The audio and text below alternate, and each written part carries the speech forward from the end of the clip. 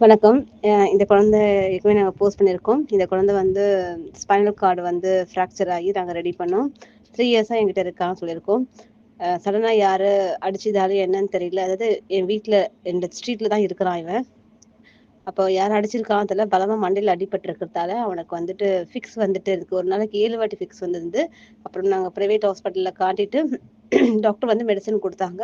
Control ஆயிடுச்சுன்னா problem இல்ல. Control ஆகலன்னா கண்டிப்பா இது வந்து சிடி ஸ்கேன் பண்ணணும்னு சொல்லிட்டாங்க. ஆனா இப்ப அவனுக்கு மெடிசின்ஸ் போயிட்டு இருக்கு. ஆனா அவனுக்கு என்ன ப்ராப்ளம்னா, இப்ப 2 டேஸ் ஒன்ஸ் அவனுக்கு ஃபிக்ஸ் வருது.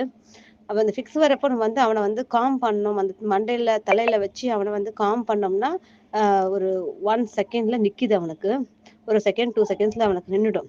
இல்லன்னா அதிகமா ஆகுது. ரொம்ப நேரம் ஆகுது. நம்ம அப்படி ஒரு டைம் அவனுக்கு காம் பண்ணிட்டு இருக்கோம். இப்ப டாக்டர் என்ன சொல்றாருன்னா, நீங்க கண்டிப்பா அது சிடி ஸ்கேன் பண்ணணுன்றாங்க. சிடி ஸ்கேன்ன்றது வந்து மெட்ராஸ் வெட்னரி காலேஜ்ல மட்டும் தான் இருக்கு. அதனால அங்க வந்து எதுவுமே ஃப்ரீ கிடையாது. எல்லாமே நம்ம பே பண்ணி தான் ஆகணும்.